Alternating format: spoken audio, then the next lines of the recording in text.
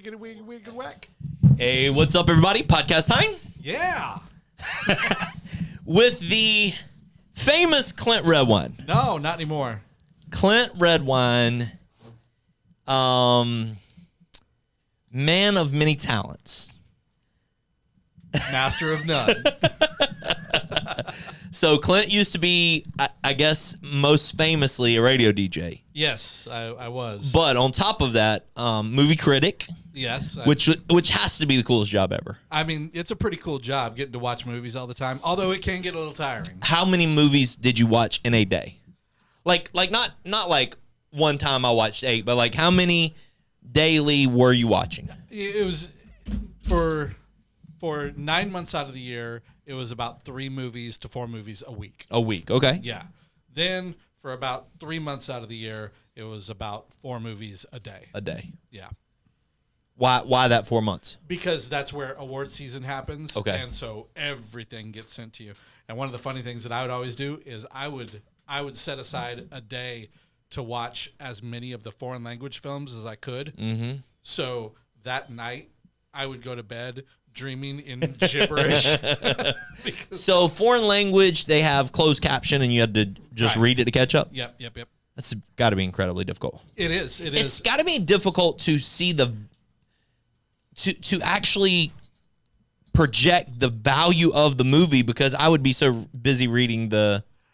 You know, when a movie's really good, you just get lost in it. Okay. And you just, even though you're reading the subtitles, it doesn't matter. You're right into it. You and I watched Mission Impossible. Yes. I forgot what the... Was it not Ghost Protocol? We saw it was Dead Reckoning Part 1. There's a part 2 There's to a part this. 2 coming. Spoiler alert. Let's go. Yeah, baby. Because it was a phenomenal movie. It was. And the whole time I watched it with you, we watched another movie together, but I can't remember what the other one was. I think it was a Marvel flick. It was Miss Marvel. Miss Marvel, yeah. But I remember in the Mission Impossible one, I remember thinking the whole time, man, I hope Clint likes this, because I like it so much that I'm going to feel like a really terrible movie critic if he doesn't like this. Oh, no, that was definitely a 5-star flick. Phenomenal flick. Yeah, it was good stuff. Radio DJ. Yep. In Nashville, so obviously country was a big deal in Nashville. Dude, but you don't know any country. I don't know any country songs. I was not on a country station. And one of my favorite claim to fame's little self brag here. Uh-huh. Our morning show, we beat in ratings all 4 of the country stations combined. Awesome. One time. What style of music were you on? It was just a mix of music, just like favorites, 90s, 2000s, that kind of stuff. Like the hot hit of the day. Not the hot hit of the day necessarily. We weren't like a top 40 station. Okay. But like we played everything Taylor Swift. Okay. So, yeah. Okay, so you do know T Swift. Oh yeah, T Swizzle. Yeah. You know her. Well, not personally. Well, sure, but no, you know her. Oh yeah. You know all the songs. All the songs. Yes. You have a favorite? Favorite T Swizzle song. Boy, you're killing me now with this one. Man, there's so many good ones. I like the entire Red album. That whole album. Okay. Was so good. Now, Dad, what does that mean to you? Absolutely nothing. Okay. Yeah. The only one I know of her is, I probably know more, but the only one that I know of her is Our Song is a Slam Screen Door. We're probably going to get pulled from YouTube right now. People thinking that is actually that was so accurate. So accurate. Thinking now, like I'm in your window. Yeah. When my you're mom. all alone. What's your mama? So my mom found this version because my dad loves Taylor Swift. Nice. No clue why. Your My dad mom- loves Ronda Rousey as well. It's his favorite wrestler. Yes. Okay. He's a big WWE fan. Yeah. Everybody watching this, make sure you ask Sam about how much he loves WWE. Huge fan. Wow. But what my mom did, He calls it real wrestling, Real wrestling. Okay. not that UFC stuff. He calls it real wrestling. I remember Ronda Rousey from UFC. Yeah. So my mom found a goat version of one of the I songs saw where that. it's Yeah. yeah. I saw That's that. awesome. Now It's so I will funny. say this: I have performed "We Are Never Ever Getting Back Together" in front of a live studio audience. Nice. That was That's Taylor terrifying. Swift as well? Yeah. So, Never, ever, ever came back together. That one. yeah, that one. There you go. You got Yeah. it. You're right I on. feel like it. You're Miley right on it. Cyrus sung that for some reason. That's what I thought. But Yeah, Party in the USA. That's Miley Cyrus. Mm-hmm. Yeah. no, I'm singing a different song. I was singing "Money Rockin' in the House Tonight." Party rock. Oh yeah, that's oh shoot. We played trivia one time. those guys. We played trivia on the cruise, Yes. and one of the trivias that we played was called One Hit Wonders. Okay. Do you remember this?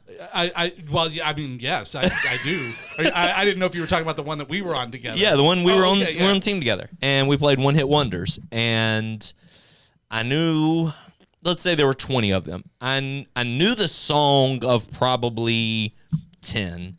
Had heard them, knew lyrics of them, but immediately as soon as the music hit, you would be like, this person, this artist, this song, this artist. It was so impressive. It's part of the I don't know what you would call it. I guess one of the hazards of being in radio for so long is that you just sort of your brain fills up with that. When the stuff. song played, did you just take off your ears and sit them to the side and let the song play and grab a cup of coffee? A DJ's best friend in the entire world is the countdown clock on the screen. Okay. Yeah. Okay. So look, Count down like songs ending in 10 Yes, seconds. yeah. 9, 8. Right. Almost like count backwards. Right, exactly. Yeah, that's exactly Yeah. what it is. The countdown that tells you when the song ends, so Nice. you know what to do. Yeah, and look, I'm going to spoil a lot of people's days out there, but being a DJ is no different than being like an employee at McDonald's who's working the front counter. It's the same system. You just punch in the song that you want. You want a Big Mac, you do that. You want a song, you do that. Nice. It's the same thing. Nice. That's all I did. So, you have how many kids total? 5, I think. No, 5. 5 kids. 5 kids. Yes. 3 boys. Yes. The oldest is 26. 26, married. No. No. The middle Middle one's is married. yes. Okay, so he's 24. so He's married. so Tyler's the oldest. Yes. Okay. So 26, 24, Yes. 23. 23. Yes. That's the 3 boys. Yes. And then we have 2 girls. Yes. That are 14 and 12. 14 and 12. Yes. Big age gap there. Well, So. big age gap. Yes. Planned age gap or No, not at all. So both of our girls we adopted from China. yeah. And when we started adopting, Zachary, our youngest, he was 5 years old. Okay. And When you started the adoption process of saying we're gonna have another child, we're gonna adopt from China. Yep. First off, why did you choose China?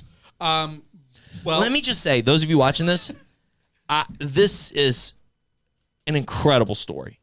I know bits and pieces of the story, and I said, Clint, I'd love for you just to kind of share some, because there's a lot of, I don't think people know all of the stories of adoptions, even inside of our church. And we don't talk about it nearly enough, and I know it's something you're passionate about, is making sure that adoptions are happening and making sure that kids are in safe homes and things of that nature. And so it's not something we talk about enough. But I also want to make sure we're highlighting through this short video some of the incredible God moments through this process, because there's so many. Yeah. So stay with us here and let's walk through. Okay, so Zach is 5. Zach is 5. You yes. start the adoption process. Why China?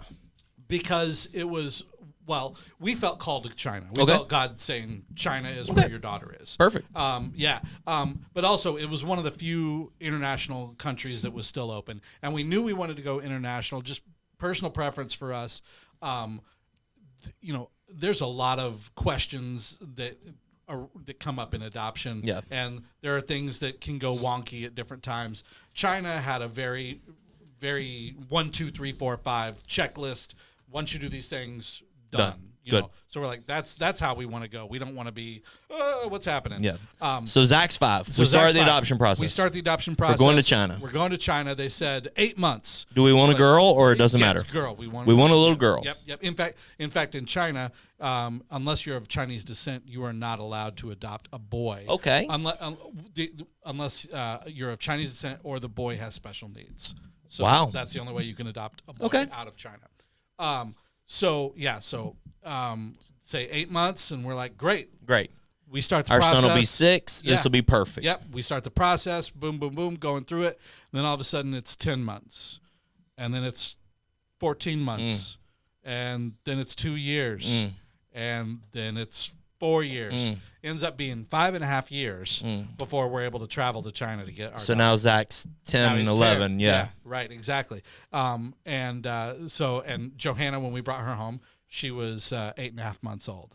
So a little bit of an age gap there, but it's been awesome. I tell you what, I would, looking back on it now, that is a great way to raise a family because you have so many built-in babysitters that you don't have to pay. Oh my goodness, this is great news. So Johanna comes home Yes. and she, again, like you said, 8 months old, she's baby. Yeah. She knows nothing of China. This worked out great. It was very expensive. Yes, man. God worked. God is so It's incredible, so amazing, because right? that was my biggest fear in Right. the whole thing. You know, an international adoption is around $30,000. Right. So imagine trying to pay for a $30,000 truck in 8 months. Yeah. All right. Not a lot of families can do that. Correct. And nor could we. We started the process on 100% faith, going, God, we're gonna. You're telling us to do this. We're gonna do this. It's your baby. You got to come up with the cash. And I mean, every step of the way. There were times when we had literally $0 in the bank, and we had to get something that was. I remember one time it was like $51. It was to get our birth certificates and marriage certificates and all this stuff, and it was a little bit of money. And I'm like, man, you know, I can't even do this right now. Yeah. A buddy comes up to me, shakes my hand, and he says, I know this is a weird amount of money, but God told me to give it to you, so here you go.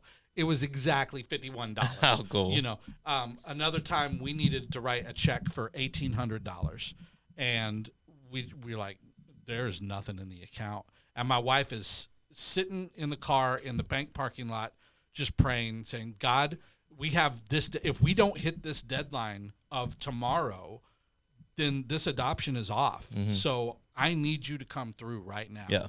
And she walks into the bank.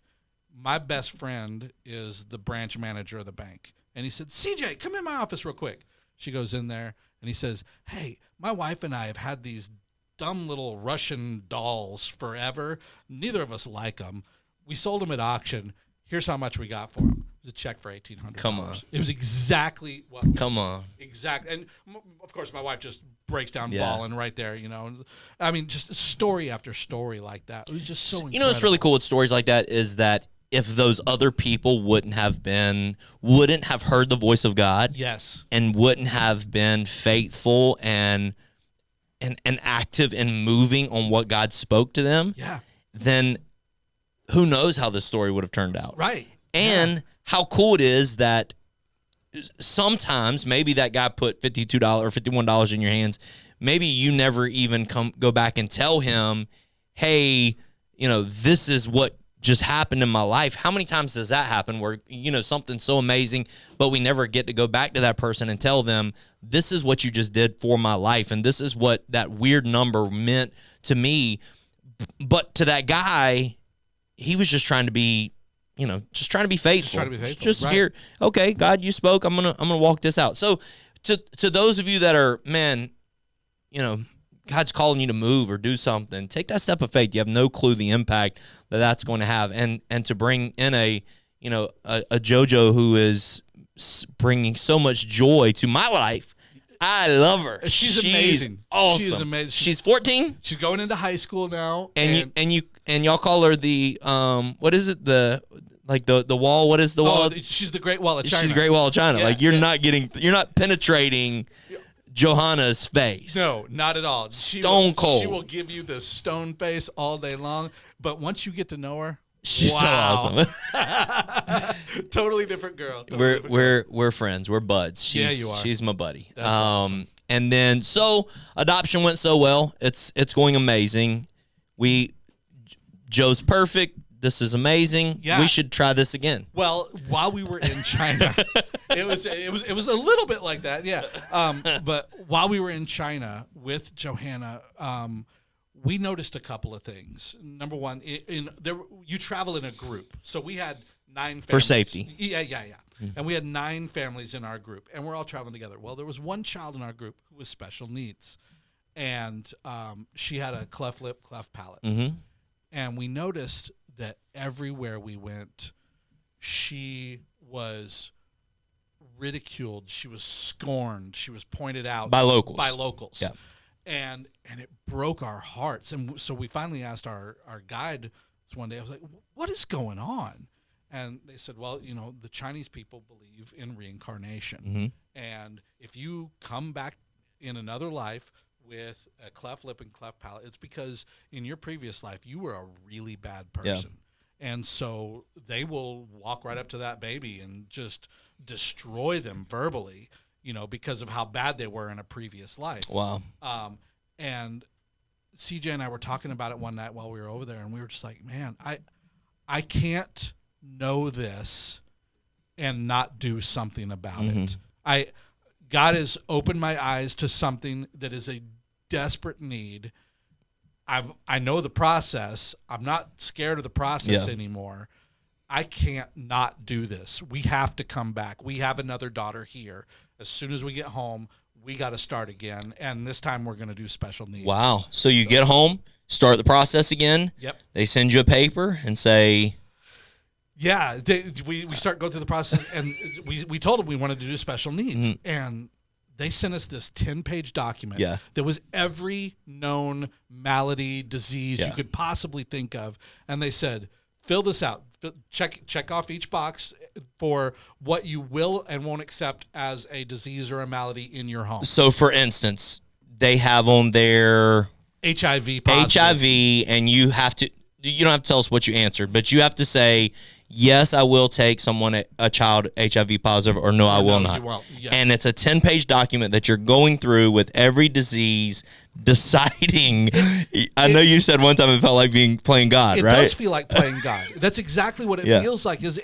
Because you don't get that choice with your biological child. Right. You don't get to say, I'll take a blind child or I won't. Your child comes out blind, that's what you get, right? So it was a really weird experience, one that we prayed over a lot, and so as we went through it, we were like, we had to be really conscious of things. It's like, can we bring hepatitis C into a family of 6 people already? Yeah. Boys that are going to share toothbrushes and Mm-hmm. stuff. So we had to be really conscious of that stuff. So we sat down and we decided, look, we will do cleft lip, cleft palate.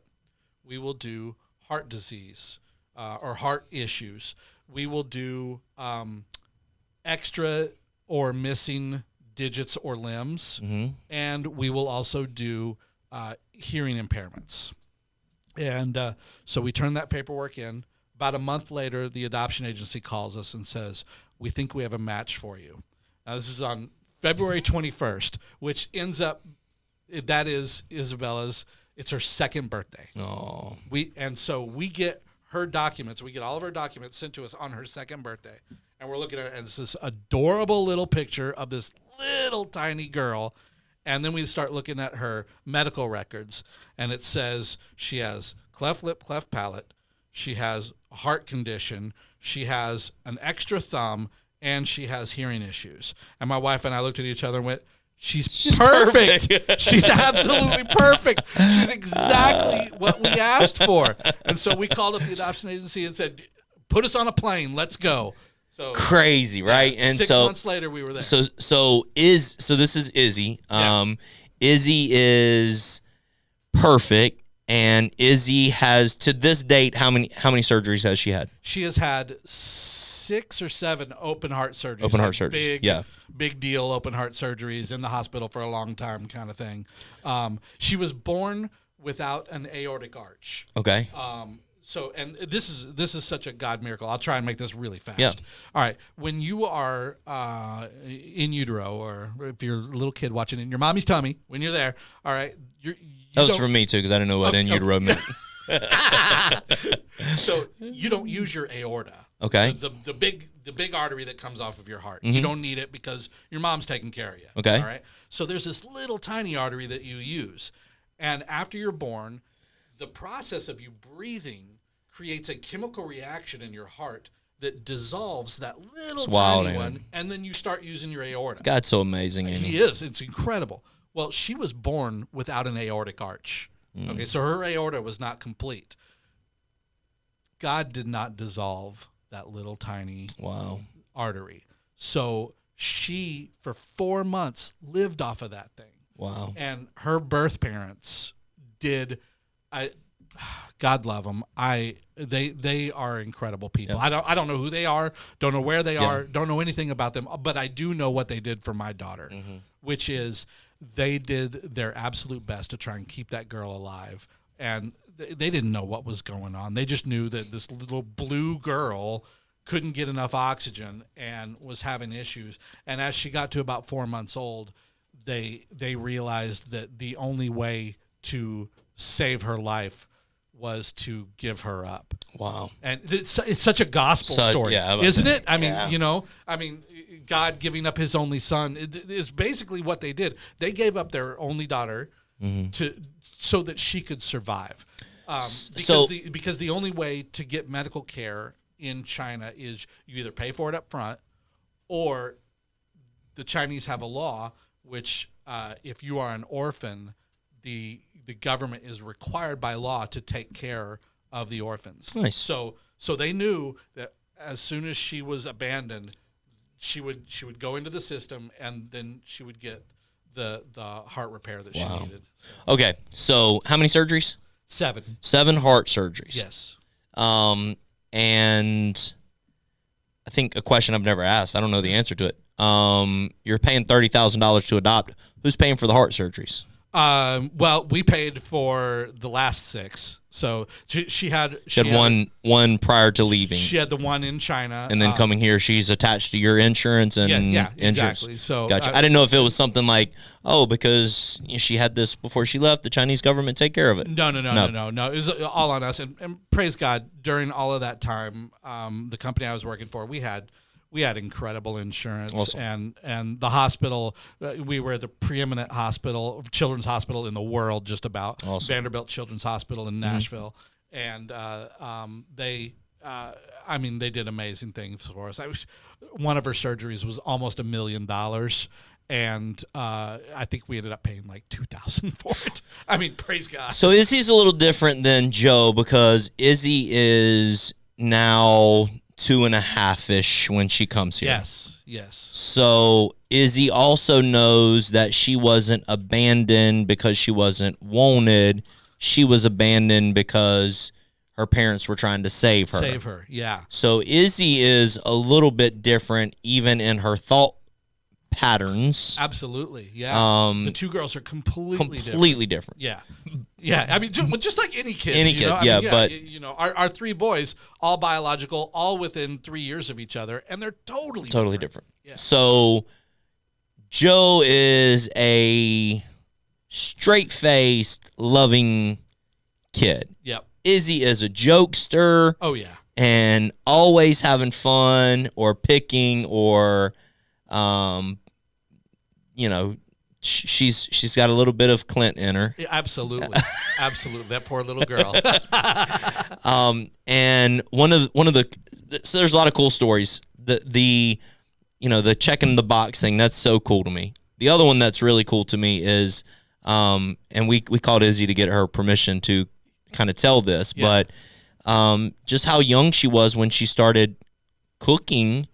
Yeah, because she wanted to be able to, I won't say provide for herself, but defend for herself. Yeah, she, when you go through the adoption process, it is for us. It's look, I've been wanting you. It's the Jesus story. Yeah, I've been pursuing you forever. Yeah, and you're here, and I love you. And I love you, and I am so glad that you are here.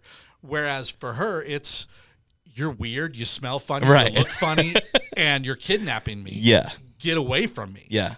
That Izzy hated me. And when I say hated, I don't mean she disliked me a little. I mean, Izzy hated me for probably a good 10 months after she came home. She wanted nothing to do with me. The only time in China that I was even allowed to be anywhere near her was if I would take her to the park in the stroller and push her around in the stroller. And the only reason she would let me do that is because she was spending the entire time looking for her nanny Wow. from the orphanage so that she could go home with them. Wow. She was like, okay, if you can get me out of this hotel room, I'll let you do that. But yeah, there's a lot of trauma that goes on with orphans. And through the adoption process, it's not an easy thing. And that poor girl, 2.5 years old, you have some imprints in your brain. For sure. And she was in 4 different places before she came to us. So it was kidnap, before she even got to us. So yeah, there's a lot of trauma there, and she would not go to bed without food in her hands. Oh yeah, that was the it. Longest time. Yeah, that was another thing. Yeah, she would literally she would take 2 handfuls of like Cheerios or a biscuit or a roll or something and go to sleep. It's heartbreaking. It is. It's terrible. So she let's would never eat it. Yeah, But it would just be. let's just stay here just a moment, Sure. okay? We have a young child who, to everybody looking on, would say was rescued by y'all, Yeah. She rescued us. but would not go to sleep without food in her hand Yeah. because she didn't know the next time she would get food. Yeah.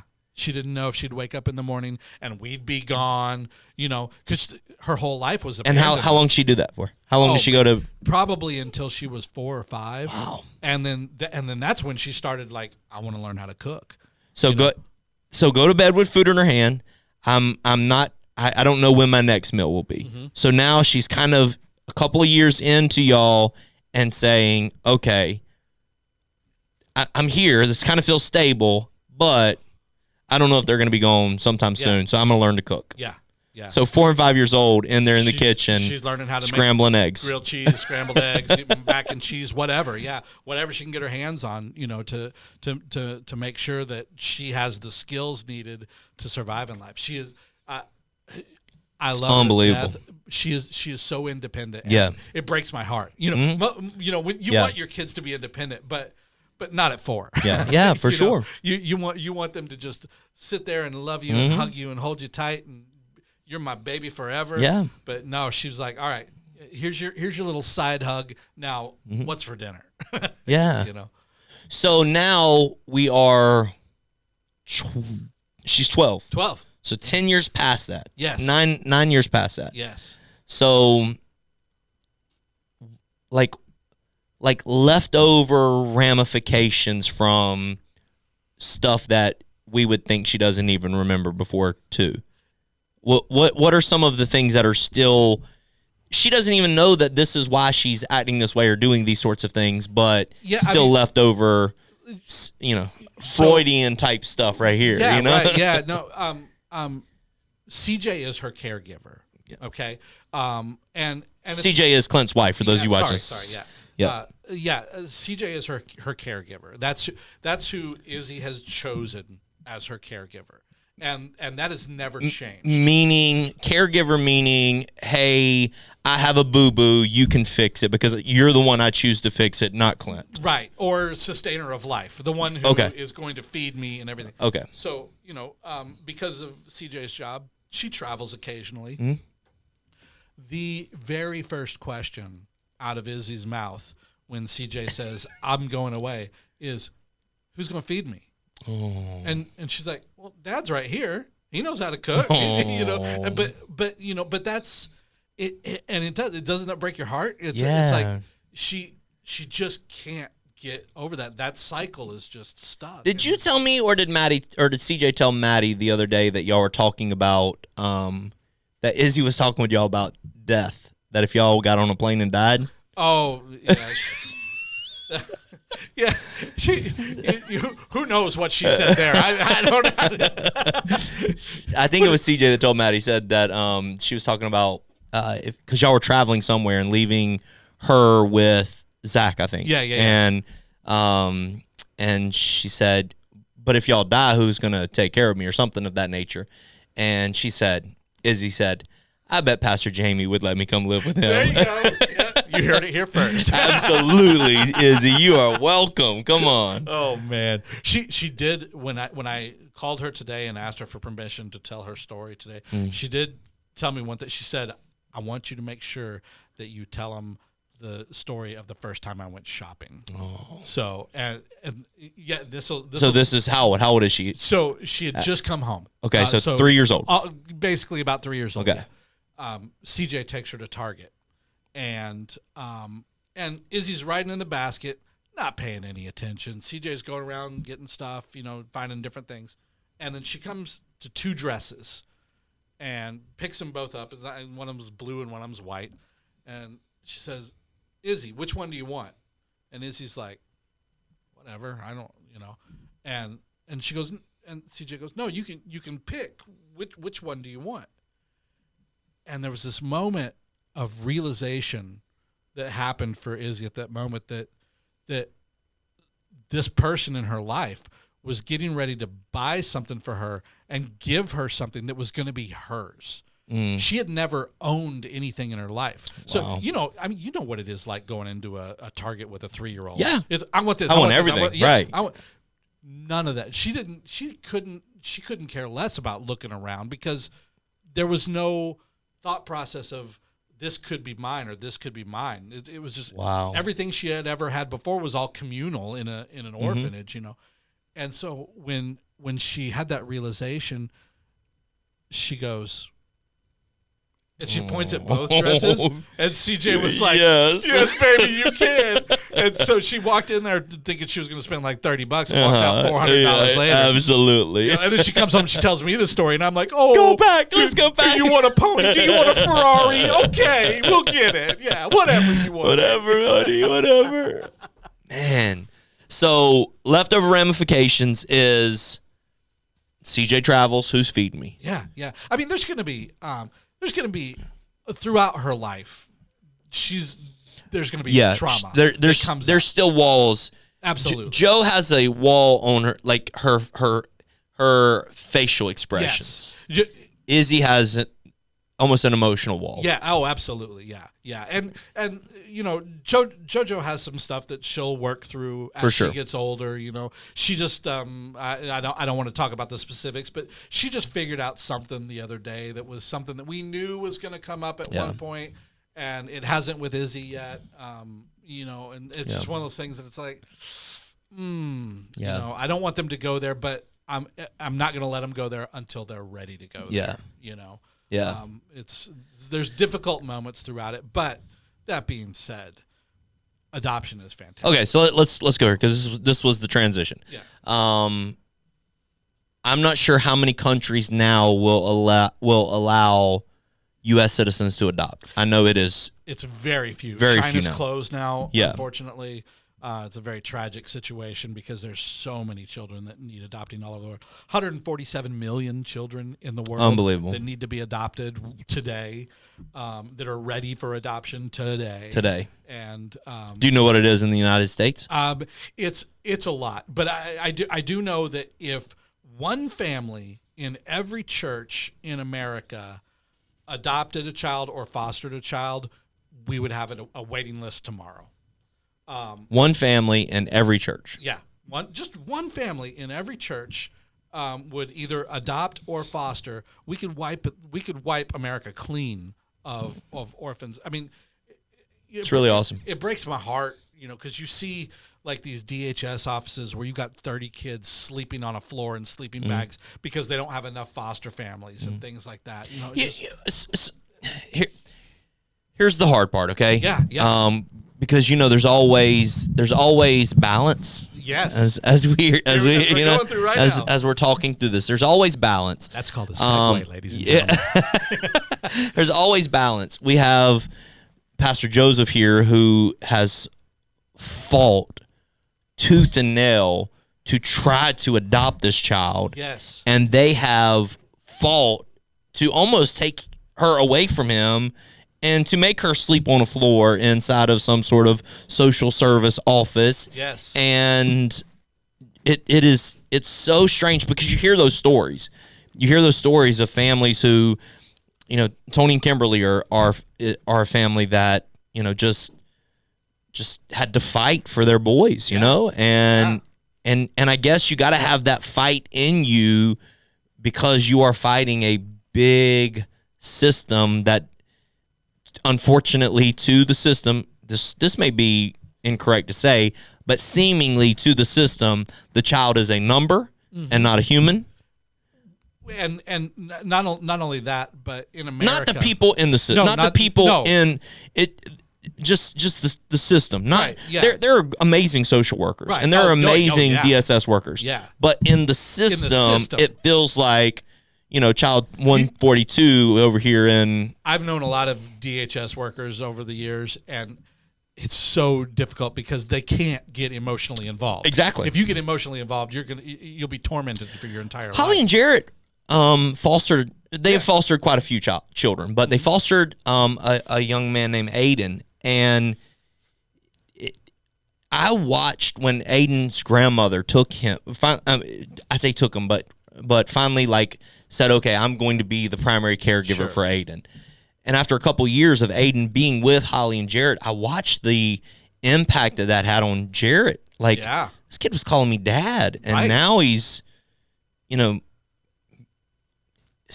it's not this way, but emotionally it feels like ripped away and taken away from me, and somebody, right? How Izzy felt is how some of these parents feel. Could you imagine Joseph in this moment?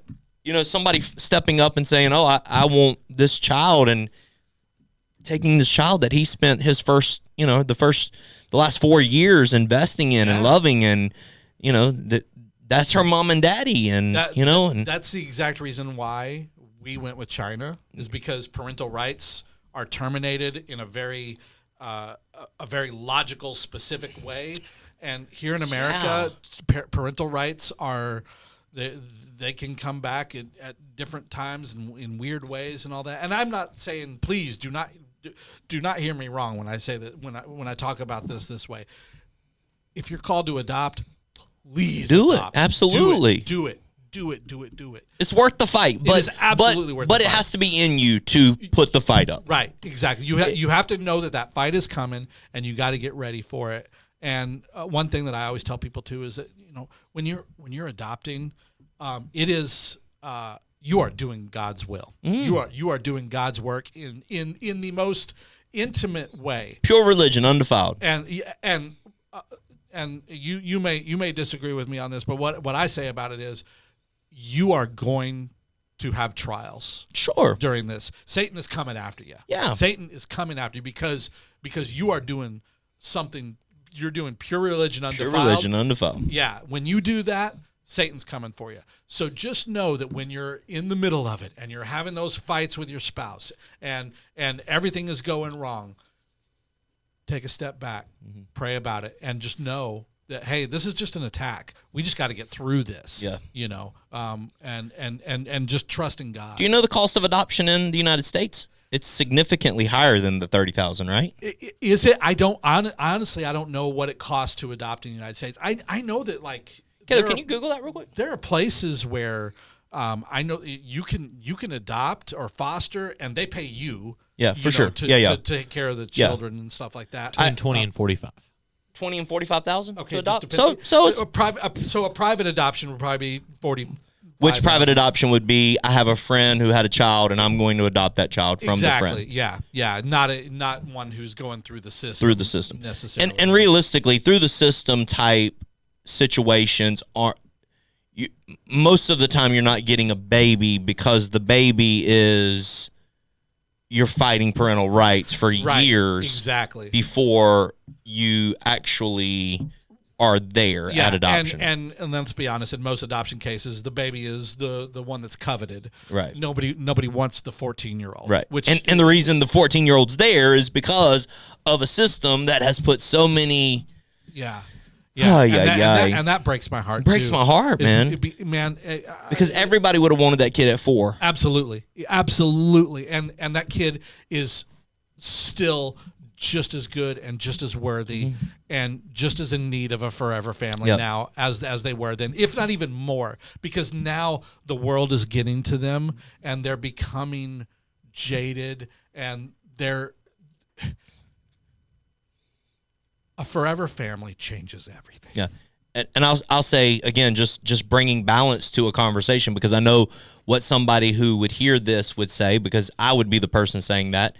At 4, the influence that's in them, I can work out before bringing them into my home. At 14, they actually, if we're not careful, are so influenced that they then bring influence into my home. Sure. You know what I mean? And so you have to work vet it right. out. You have to work through those issues to make sure that it's this is what I want to do. Yeah, absolutely. I am willing to fight for this. Yeah. Because it's going to be a fight. It is going to be a fight. It's going to be a fight. Financially, it's going to be a fight. Emotionally, spiritually, mentally, every aspect of your life, it is a fight. Socially. Yeah, absolutely. We, one of my sons was riding around with both of his sisters, got pulled over by a cop, and they would not let him leave because they thought that he had kidnapped. Because human trafficking. Yeah, and we ended up having to go down there and of course the girls are freaking out. Yeah, because they're like, we're getting taken away by a again. cop. Here we go. It was a weird situation, and you go through stuff like that. So amazing. I mean, we've been in stores before. I was about to say, I'm sure in stores people look at you funny. Not as much anymore because mixed race families are for sure. But when they were young, we would get looks like and then you get looks like that's weird, and then you also get looks like, I'm totally racist and I hate that child. Yeah. And why are you raising that kind of a Did you find racism in a whole new way whenever you hired? Because China is I would say a culture that there are jokes made about China. Absolutely. Polacks, probably Mexico. Right. For sure. There are certain countries that there are jokes made about people from this country. And for me, it's I say jokes. Jokes is not the right word. They're not jokes. They're not jokes. They're harmful, slanders. inappropriate slander. Yeah. And for us in particular, our governmental relationship between the United States and China lends itself to a lot of things being said. And so we have to work through that stuff at home every once in a while, because kids are mean. Oh, kids are mean. They will say, and they learn it from their parents, or TikTok, or whatever, But so we have to work through that stuff at all. But the most incredible thing that I noticed is when we came home, we had 3 boys before this. All right. I've never walked down the pink aisle of a toy store in my entire life. Never been there. Yeah. The first time I walked down the pink aisle of a toy store, I went, man, everything here is white. Yeah. How am I supposed to find a doll that represents my daughters when every doll is white with blonde hair? Very interesting. It was incredible to me. It was and that is in the last 10 years that's changed a lot, quite a bit for sure. But 10 years ago, I was like, wow, there's literally one black doll, and everything else is white. I mean, it was nuts. It was nuts, and so I'm glad that our society has changed in a way where diversity is so important. Oh, yeah. Even to cultures that don't feel like they are in need of diversity. Having, been me, I'm been in Horry County. My family been in Horry County since the early 1800s. Sure. This is all we've ever known. But it's so incredibly important for even my family to understand diversity and the value and the reason behind diversity. You don't just push diversity because you're trying to sell another doll. Right. You know, Yeah. oh, let's make an Asian one so then we can make a few more bucks. That's not the reason you make an Asian doll. Right. You make an Asian doll so that this little girl can pick up an Asian doll and say, I can pamper this. I can fix this girl's hair and put this pretty dress on this girl. Yeah. Whatever girls It looks- think whenever they're playing with dolls, Right, you know. it looks like me. It looks like me. Right. Exactly. I'm valued enough to be the face of this doll. Yeah, and that's that's a thing that's going back to the movie critic thing that's happening in Hollywood too now, where you're seeing a lot more diversity in film, which I love because now my daughters can go see the live action version of Mulan and see an Asian woman in a role where she has It's a good flick. yeah, it is a good flick. Good flick. But she has she's doing things that are incredible and it's important. She's not just fluff waiting for, Prince Charming to come rescue her. Yeah. She's very capable of rescuing herself. Yeah. And that's what I want my girls to know as they grow up, is that you're fine. Yeah. God made you the way he made you, Amen. and you are good. Amen.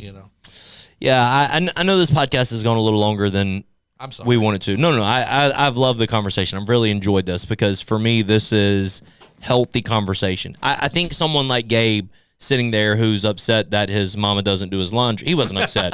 He wasn't upset, but that his dad does his laundry can hopefully hear stories like this and say, man, my parents are really amazing. I'm very thankful for them. Like I hope my son over there at 20 years old can hear of Izzy holding bread to go to bed because she didn't know when she would eat again, and be thankful that he's never had to go to bed hungry, Yeah. and not that Izzy had to whenever she was No, here, she's- but that's what she expected, Yeah, know? that she did not know where her next meal was coming from, even though we knew You knew. her next meal was absolutely provided for. But she didn't. She didn't, and it just is heartbreaking to know that her little brain is working in that way, and you're just like, oh, I just want to get in there and just fix those synapses. And The beauty of the adoption process. So let's go spiritual here real quick, and we'll end spiritual. Okay, the beauty of the adoption process is scripturally we're adopted, yeah, absolutely, and we're now no longer heirs but joint heirs. absolutely. And so one day you will make a will, and you'll be a bazillionaire by that time because I'm sure you'll create something that the world will need. No, I'll be a bazillionaire by that time because JoJo We'll create something. she'll be passing down some cash. So you'll have, homes and cars and money in the bank, and when you write your will, your last will and testament, will you, I know the answer to it, will you say, all right, my boys get the big share, girls will throw you a little something, or will each of them get equal shares because each of them are equally your child? It'll probably be the opposite. Because with adoption, you get to pick what you want.